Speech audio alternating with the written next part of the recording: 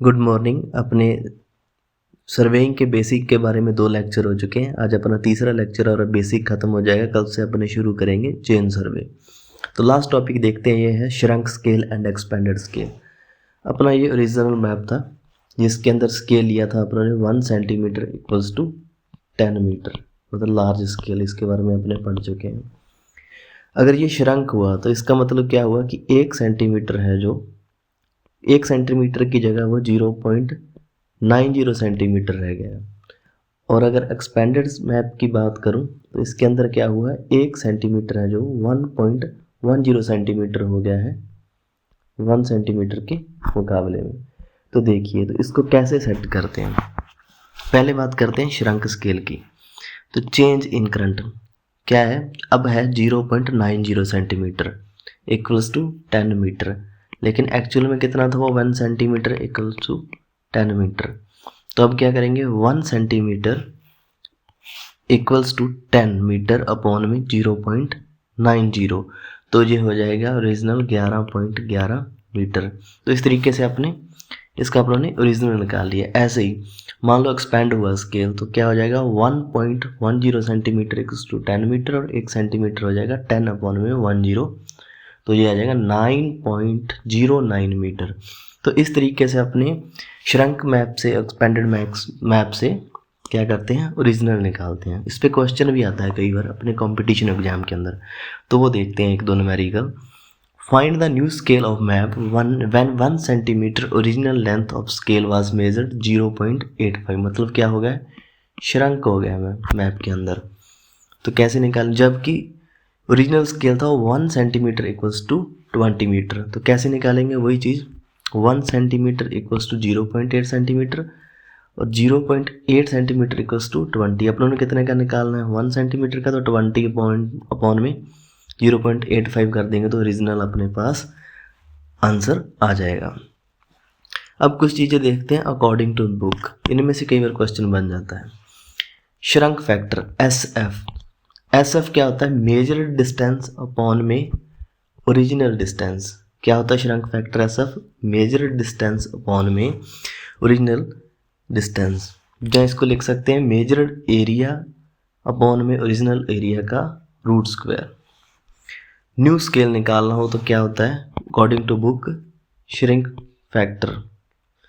Factor क्या होता है, measured distance upon original distance SF into में ओरिजिनल स्केल इन RF के बारे में पढ़ा था ना अपनों ने, 1/1000, जैसे ये यूनिट लेस क्वांटिटी होती है वो चीज़, SF इंटू में ओरिजिनल स्केल इन RF। करेक्ट डिस्टेंस निकालनी हो तो मेजर्ड डिस्टेंस अपॉन में shrunk factor.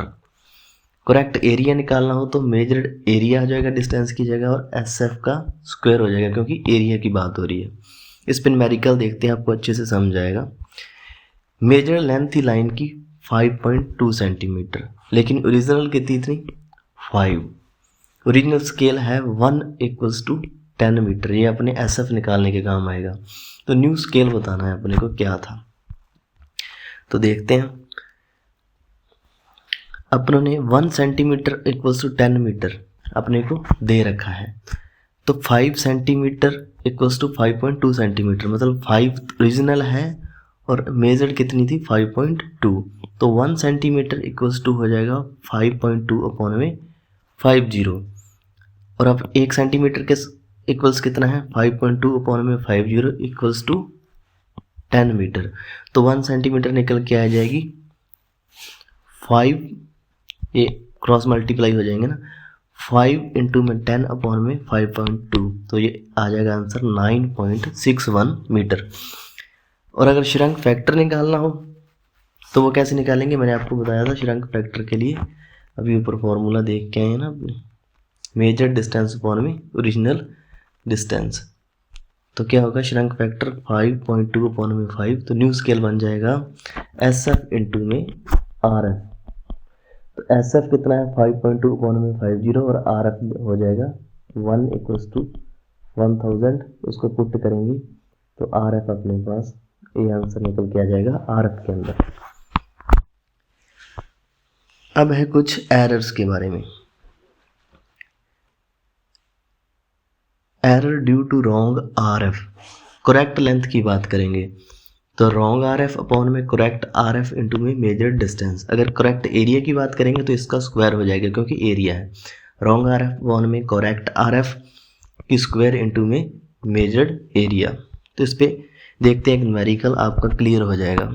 Length of AB line was measured 5.2 from A wrong RF of 150। Length major की है कौन से RF पे, 1 अपॉन में 500 पे। Find the correct length. Correct length major करनी है अपने को when the correct RF is 1 upon में 600। तो अपने को क्या करना है, करेक्ट लेंथ मेजर करनी है। तो रॉन्ग RF अपॉन में करेक्ट RF इंटू में मेजर डिस्टेंस। इस फॉर्मूले में सिर्फ वैल्यूज़ को पुट करना है। रॉन्ग RF है अपने पास दे रखा है 1 अपॉन में 500, करेक्ट दे रखा है अपने को 1 अपॉन में 600 और मेजर लेंथ कितनी है 5.2। बस इस वैल्यू, इसको करना कैसे है वही है, 1 अपॉन 500 वहीं रहेगा, ये ऊपर जाके हो जाएगा 600 अपॉन में 1 इंटू में 5.2। 2 0 से 2 0 गई और आपका आंसर आ जाएगा 6.24 मीटर, जो है कि करेक्ट लेंथ आ जाएगी। तो ये था बेसिक ऑफ सर्वेइंग के। अपने नेक्स्ट लेक्चर में शुरू करेंगे अब चेन सर्वे के बारे में।